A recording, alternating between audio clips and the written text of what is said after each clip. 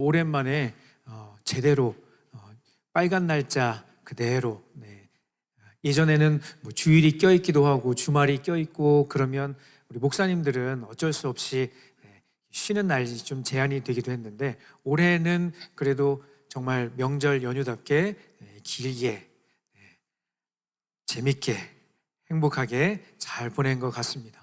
여러분, 명절이 즐거운 이유 중에 하나는 온 가족이 다 함께 모여서 맛있는 음식을 나누는 데 있는 것 같아요. 저도 오랜만에 부모님과 가족들이 한 자리에 모여서 전도 부치고 잡채도 하고, 물론 저는 옆에서 구경만 했어요. 네. 전도 부치고 잡채도 하고, 이거는 저희 어머님이 하셨어요. 네. 저는 구경도 하고, 네. 옆에서 야 맛있겠다 이렇게 추임새 넣어가면서. 여러분, 다 차려진 상에 올라온 동그랑땡보다 옆에서 붙이고 있을 때 하나 이렇게 집어먹는 그 동그랑땡이 더 맛있는 거 아시죠? 그렇죠? 그게 더 맛있어요. 그렇죠? 네. 우리가 보통 맛있는 음식이라고 할 때요, 맛있는 음식이라고 할 때 그 안에 어떤 맛이 있는가 하면 보통 사람들이 맛있다고 할 때 단짠의 조합이 잘 이루어진 음식이 맛있다 이렇게 보통은 이야기해요. 그렇죠?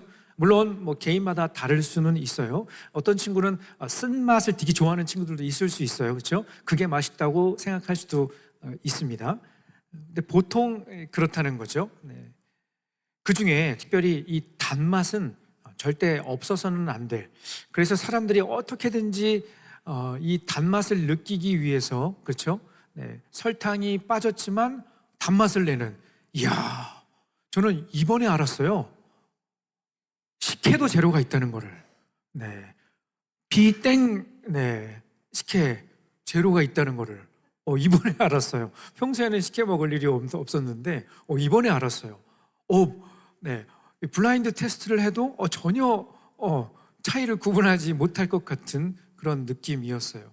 네. 단맛을 좋아하니까 제로라고 해서 그렇죠. 다른 우리 감미료를 넣어서 단맛을 내면서까지 사람들은 그것을 먹고 싶어 한다는 거죠.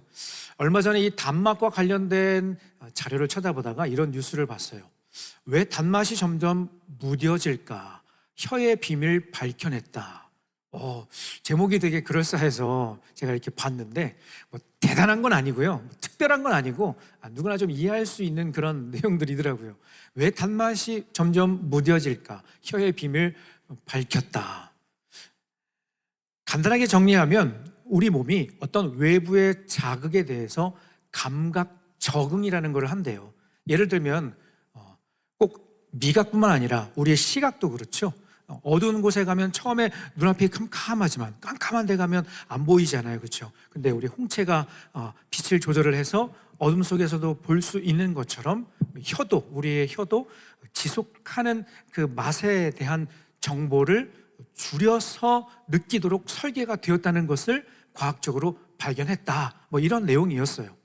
꼭 단맛뿐만 아니라 뭐 신맛, 뭐 짠맛, 뭐 감칠맛 이런 다양한 맛에 대한 적응 현상도 비슷하다고 이야기를 하더라고요.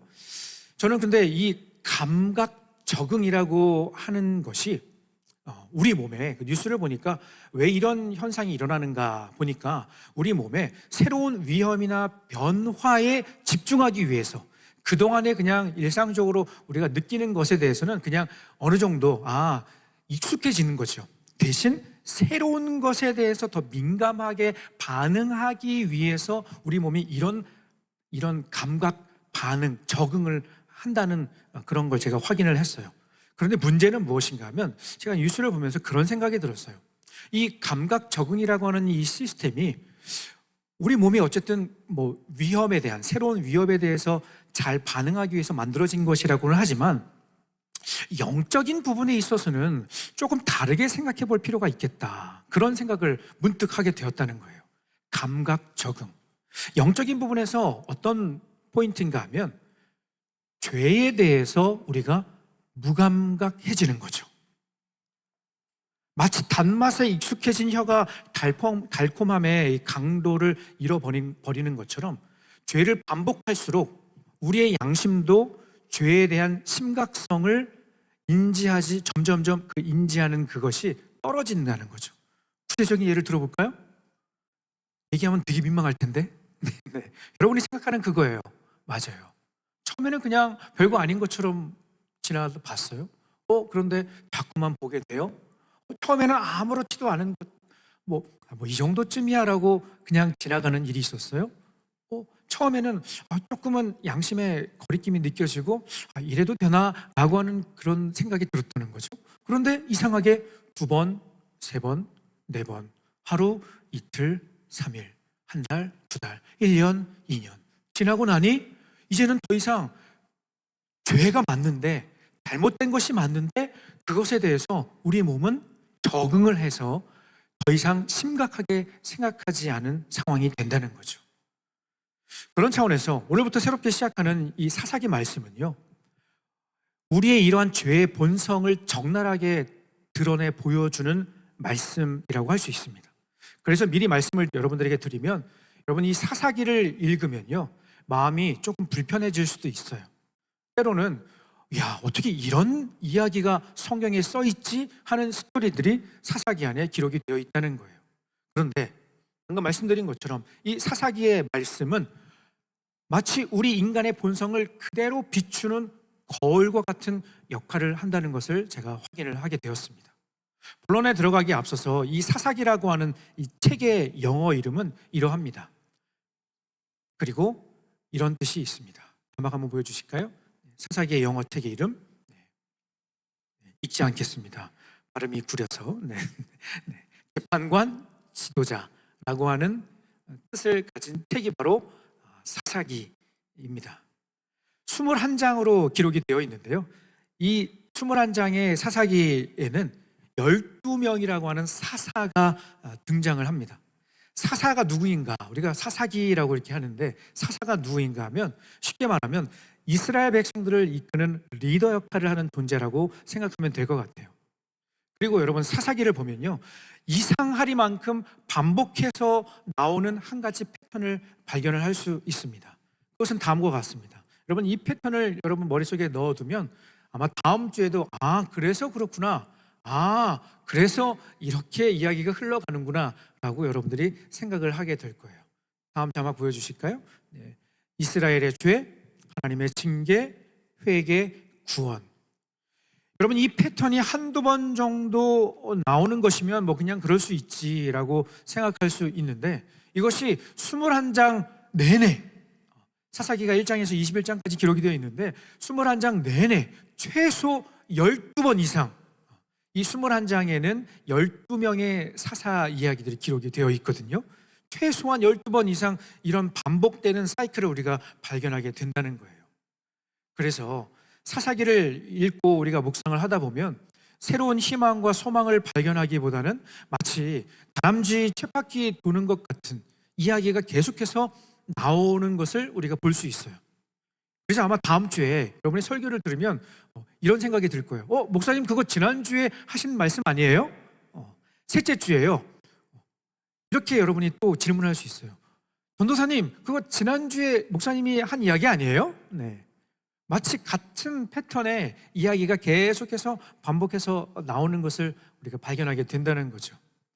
하지만 사랑하는 여러분, 비록 조금 불편하고 답답해 보이지만 이 사사기 스토리 안에 깊숙이 이 말씀을 깊숙이 우리가 들여다보면 소름 끼칠 정도로 발견하게 되는 놀라운 한 가지 사실이 있습니다. 그것은 설교 마지막에 함께 나누도록 하겠습니다. 특별한 스토리로 구성된 사사기는 다음과 같은 말씀으로 시작을 합니다. 사사기 1장 1절 상반절 말씀 같이 읽겠습니다. 시작. 여호수아가 죽은 후에 라고 하는 말씀으로 시작하는 사사기. 뭔가 우리에게 이렇게 뭔가 메시지를 주려고 하는 것 같은 느낌이 들지 않아요? 그녀가 떠난 뒤에 이런 거 있잖아요. 그렇지? 네. 이런 것처럼 뒷이야기가 궁금해지는 거 있잖아요. 그렇죠? 네. 여호수아가 죽은 후에, 우리가 잘 알고 있는 것처럼 여호수아라고 하는 이 인물은 모세의 뒤를 이어서 이스라엘의 훌륭한 리더로 세워진 지도자였습니다. 그리고 그가 생을 마감하기 전에 이스라엘 백성들에게 다음과 같은 유언의 말씀을 남겼습니다. 여호수아 24장 14, 15절 말씀 같이 읽겠습니다. 시작. 그러므로 이제는 여호와를 경외하며 온전함과 진실함으로 그를 섬기라. 너희의 조상들이 강 저쪽과 애굽에서 섬기던 신들을 치워버리고 여호와만 섬기라. 만일 여호와를 섬기는 것이 너희에게 좋지 않게 보이거든 너희 조상들의 강 저쪽에서 섬기던 신들이든지 또는 너희가 거주하는 땅에 있는 아모리 족속의 신들이든지 너희가 섬길 자를 오늘 택하라. 오직 나와 내 집은 여호와를 섬기겠노라 하니. 쉽게 말해서 여호수아가 마지막으로 유언처럼 남기는 이 말씀의 핵심은 무엇인가 하면, 야, 정신 차려야 돼. 너희들은 그런 존재가 아니야. 너희들은 어떤 존재인가 하면서 이스라엘 백성들에게 간절함과 절박한 마음을 담아서 마지막으로 남긴 유언의 메시지라는 거예요. 너희들은 그런 존재가 아니다. 어떤 존재? 세상에 속한 존재. 너희들이 이제 약속의 땅 가나안에 들어가지만 거기서 섞여 살 그런 존재가 아니라 하나님의 자녀, 하나님의 인도하심을 받는 특별한 그의 백성이라는 사실을 잊지 말아야 한다라는 것을 말씀해 주고 있습니다. 이 강력한 결단과 촉구 앞에 이스라엘 백성들은 모두가 순종을 결심했어요.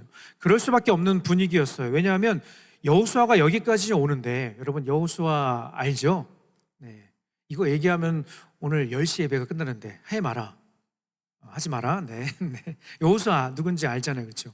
모세의 뒤를 이어서 모세와 함께 용기 백배하여 정말 말씀에 순종하여 여기까지 정말 말 그대로 산전, 수전, 공중전, 고생이란 고생은 다 하면서 여기까지 이스라엘 백성들을 정말 목숨 걸고 지켜내면서 인도해낸 리더였다는 거예요. 그런데 그가 죽기 전에 이제 이스라엘 백성들이 가나안 땅에 들어가 그 땅을 정복하고 약속의 말씀대로 축복을 받아 누려야 하는 그 앞에, 그 직전에 여호수아는 이제 사명을 다하고 그의 길로 돌아가는 거죠. 그 순간 여호수아의 마음이 얼마나 간절했을까. 여러분 굉장히 편안하게 읽었지만 여호수아는 정말 침을 튀어가면서 이야기했을 거예요. 너희가 섬길 자를 오늘 택하라. 오직 나와 내 집은 여호와만 섬기겠노라. 이러면서 이거보다 한 100배 더 감정을 더 실른다면 정말로 여호수아가 그런 마음으로 이스라엘 백성들에게 이제 약속의 땅을 앞에 놓고 이제 그 땅을 점령해 가기에 앞서서 마지막 당부의 말씀을 하고 있는 이 순간에 백성들은 알겠습니다, 그렇게 하겠습니다 라고 모두가 대답을 했던 거예요. 거기서 그 누구도 싫은데요? 왜요? 당신 이제 가는데 뭐 자꾸 신경 쓰고 그래요? 뭐 이럴 분위기가 아니었다는 거예요. 모두가 다 아멘, 알겠습니다, 순종하겠습니다 이렇게 반응을 했다는 거죠. 그런데 이것도 여러분이 알고 있는 것처럼 그렇게 오래 가지 못했어요. 방금 여러분 앞에서 읽은 것처럼 여호수아가 죽은 후에, 여러분 왜 불길한 느낌은 다 들어맞는 거지? 네, 불길한 느낌이 들었죠, 그렇죠? 여호수아가 죽은 후에 뭔가 좋은 일이 있을 거라는 것보다는 여호수아가 죽은 후에라고 마지막으로 우리 사사기를 기록하는 사사기를 시작하는 이 말씀에 뭔가 우리에게 부정적인 느낌을 갖게 한다는 거죠. 분명히 말씀대로 순종하겠다고 약속하고 다짐을 했지만 불과 얼마 지나지 않아 어떤 일이 일어났는가 하면 사사기 2장 11절 12절 말씀입니다. 같이 읽어보겠습니다. 사사기 2장 11, 12절 시작. 이스라엘 자손이 여호와의 목전에 악을 행하여 바알들을 섬기며 애굽 땅에서 그들을 인도하여 내신 그들의 조상들의 하나님 여호와를 버리고 다른 신들 곧 그들의 주위에 있는 백성들의 신들을 따라 그들에게 절하여 여호와를 진노하시게 하였으되.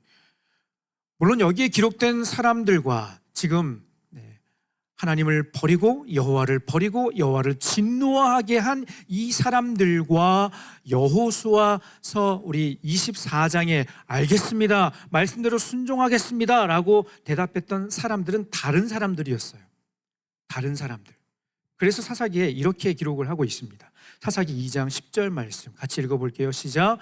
그 세대의 사람도 다 그 조상들에게로 돌아갔고 그 후에 일어난 다른 세대는 여호와를 알지 못하며 여호와께서 이스라엘을 위하여 행하신 일도 알지 못하였더라.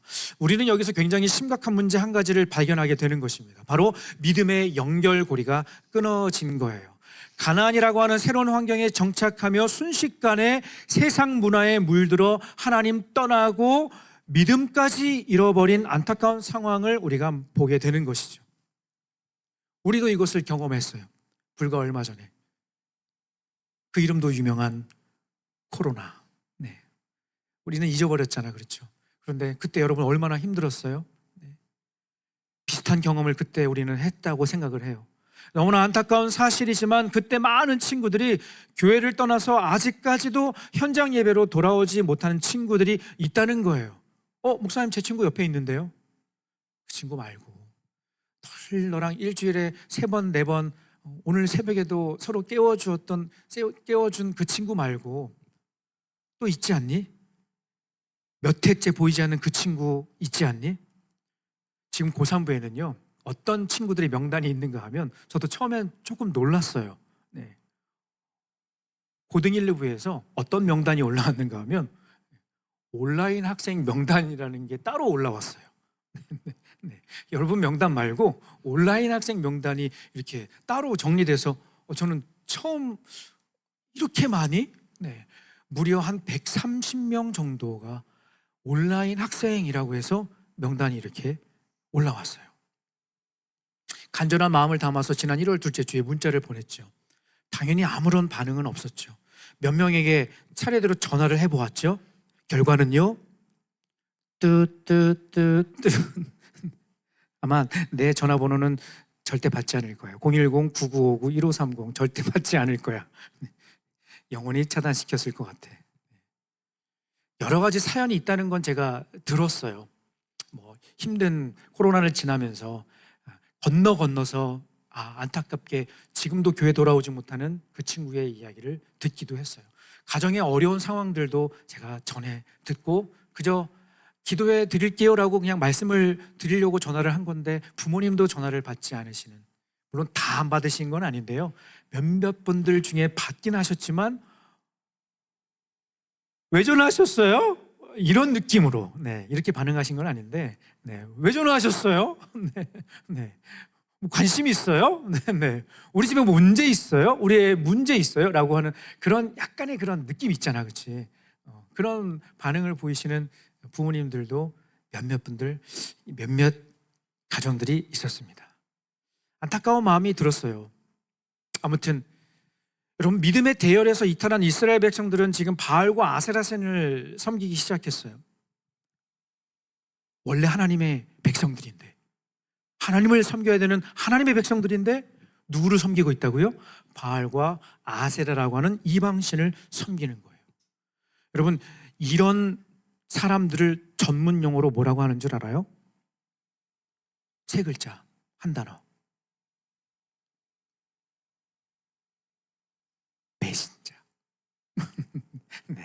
배신자. 여러분, 누아르 영화 보면요,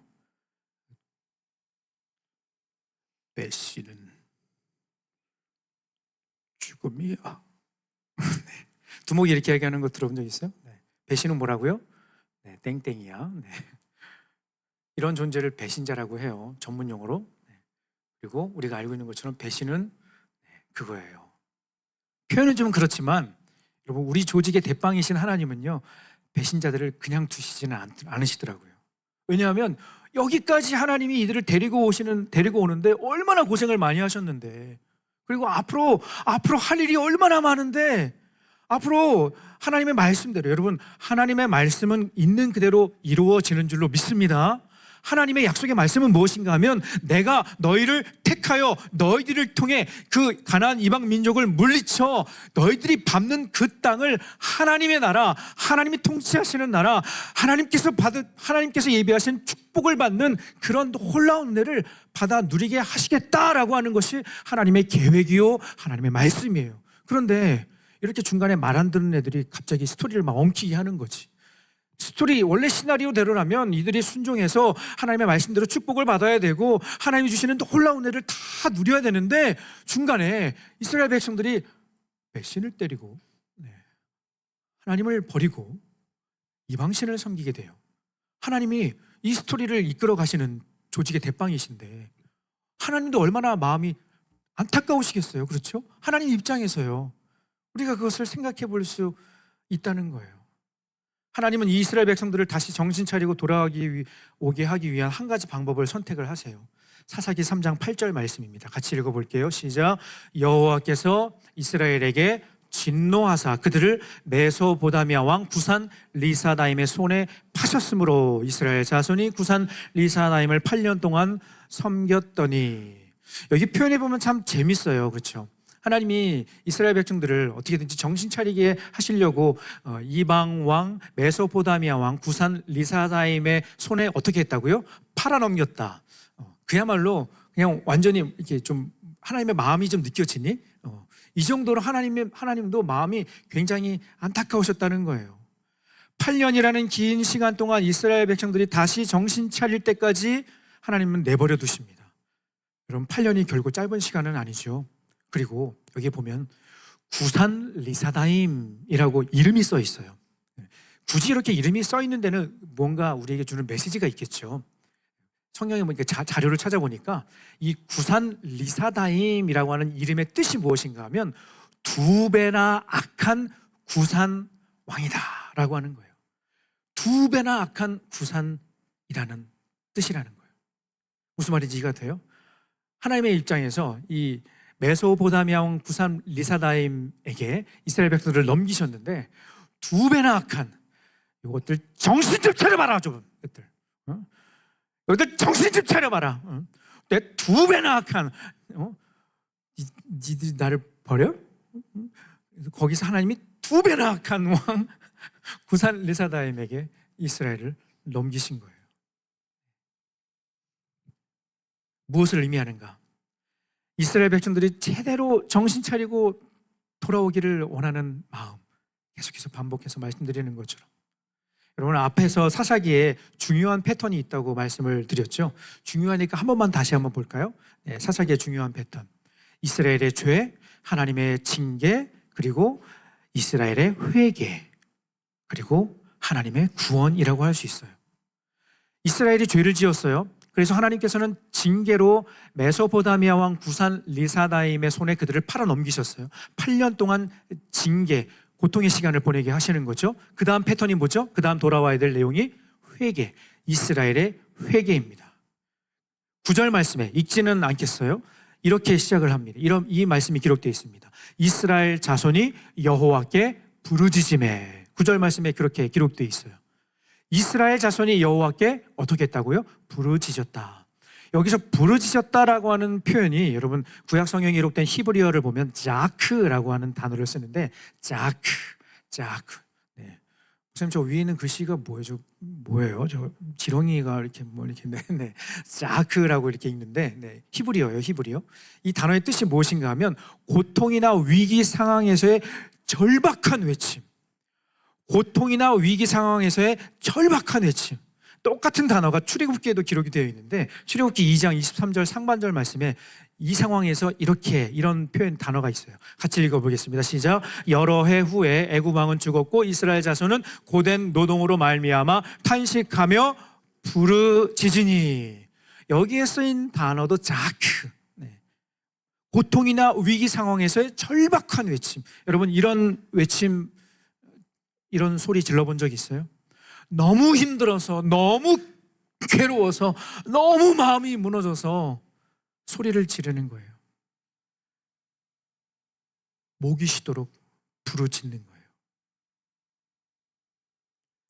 이스라엘 백성들의 간절한 부르짖음을 들으신 하나님은 그들에게 첫 번째 사사를 보내십니다. 그의 이름은 바로 온니엘이라고 하는 사사였어요. 온니엘이 어떤 사람인지에 대한 설명은 오늘 본문에 굉장히 짧게 나와 있어요. 앞에도 보면 그에 대한 배경이 간단하게 기록되어 있는데 온니엘이라는 사람이 어떤 인물인가? 여호수아와 함께 이스라엘을 이끌었던 갈렙의 조카이자 사위였어요. 사사기 저자는 온니엘에 대한 부연 설명을 통해서 무엇을 말하려고 하는 것일까? 갈렙 알죠? 갈렙 알죠? 여호수아와 함께 함께 손을 맞잡고 믿음 보고했던 여호수아 갈렙 알죠? 그 갈렙의 조카이자 사위였다는 거예요. 왜 이런 부연 설명이 기록되어 있는가? 온니엘이라고 하는 이 인물에게 갈렙과 같은 용맹과 믿음이 있는 존재라는 것을 성경을 읽는 독자로 하여금 우리에게 알려주는 정보라고 할 수 있는 겁니다. 그보다 더 중요한 표현이 오늘 10절 앞부분에 기록되어 있는데 10절, 우리 3장 10절 상반절 같이 읽어보겠습니다. 시작. 여호와의 영이 그에게 임하셨으므로 그가 이스라엘의 사사가 되어. 여호와의 영이 그에게 임했다. 그는 성령 충만한 사람이었다는 거예요. 하나님의 영으로 가득한, 머리끝부터 발끝까지 하나님의 영으로 충만한 사람이었다는 거예요. 마지막으로 그가 첫 번째 사자로 부름받은 결정적인 이유, 바로 온니엘이라고 하는 그의 이름의 뜻입니다. 온니엘은 바로 이런 의미를 갖고 있어요. 같이 한번 읽어볼까요? 하나님은 나의 힘. 하나님은 나의 힘. 믿음으로 용기 백배하여 성령 충만한 온니엘은 당시 모든 시대적인 어려움을 돌파하는 하나님의 도구로 쓰임을 받게 되었습니다. 당시 대부분의 사람들이 바알과 아세라를 비롯한 이방신을 자기의 힘과 능력의 원천으로 삼으며 살았던 그때에 온니엘이라고 하는 이 한 인물을 하나님이 보내셔서 아니야, 하나님이 나의 능력이야, 하나님이 나의 힘이야, 하나님만 의지하고 살아야 돼, 다른 곳에는 소망이 없어 라고 외쳤던 지도자가 바로 온니엘이라고 하는 사사였다는 겁니다. 하나님은 그를 통해서 이스라엘을 다시 회복시키시고 무려 40년이라는 긴 시간 동안 평화의 시대를 맞이하게 하셨습니다. 이것이 오늘 말씀의 스토리입니다. 말씀을 정리해 볼까요? 네. 여러분, 제가 설교 앞부분에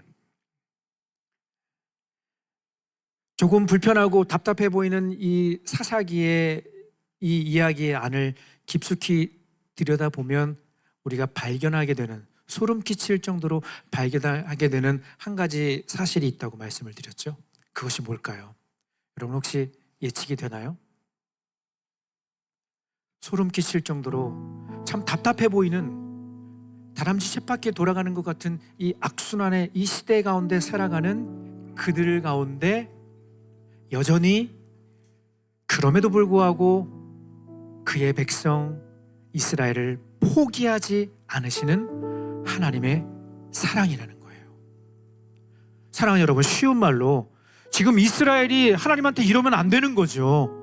애굽에서 죽겠다고 살려달라고 해서, 죽겠다고 제발 우리를 건져내달라고 도와달라고 해서 여러분 모세를 통해서 출애굽을 시켜주셨어요. 그것도 홍해가 갈라지는 기적까지 보여주셨어요. 그냥 뭐 대충 나온 게 아니라 기적을 보고 나온 세대가 이스라엘 백성들이었다는 거예요. 여러분, 그뿐만이에요. 아무것도 없는 광야에서요, 아무것도 없는 광야에서 배달의 민족으로 시키지도 않았는데 만나와 메추라기가 매일 아침 집 앞에 새벽 배송이 돼 있어. 야, 신기한 일이야. 여러분, 낮에는 더울까봐 하나님이요, 구름 기둥 인공지능 에어컨을 틀어주세요. 밤에는 추울까봐 하나님이 원터치 불기둥 히터를 틀어주시는 거예요. 여러분, 이 정도면 충분하지 않아요? 너무나 놀라운 기적을 경험한 이스라엘 백성들이었어요. 이 정도면 하나님의 하나님 되심을 보여주신 것 아닌가요? 그런데 불과 얼마 지났다고 속된 말로 전 자주 이런 표현 잘 안 쓰는데, 하나님 쌩까는 속된 말로 하나님 그냥 쌩까는 그냥 모른 척하고 성경에 보니까 하나님을 버렸다라고까지 표현을 하잖아요. 그렇죠? 그런 이스라엘 백성들을 보면 우리 속이 터질 정도 아니에요. 그렇죠? 그렇죠. 믿음이 좋은 우리는 이스라엘 백성들을 보면서 그런 마음이 들 수 있다는 거예요. 하지만 하나님은 여전히 그들을 사랑하고 계셨습니다. 그리고 기회를 주고 계셨습니다. 온니엘, 하나님은 나의 힘. 우리가 살아가는 이 세상은 하나님 말고 의지할 것이 굉장히 많아 보여요. 조금만 정신줄 놓으면요, 그래도 되는 것처럼 느껴져요. 하지만 절대 그렇지 않다는 거예요. 하나님은 오늘도 하나님이 나의 힘이 되십니다, 하나님만 의지하며 살겠습니다 외치는 이 시대의 온예를 찾고 계신 줄로 믿습니다. 이에 믿음으로 반응하며 결단하는 우리 모두가 되었으면 좋겠습니다. 하나님은 나의 힘이 되십니다. 하나님만 의지하겠습니다. 아멘. 자리에서 다 같이 일어나 우리 함께 찬양하고 우리의 마음을 올려드리며 함께 기도하는 시간 갖도록 하겠습니다.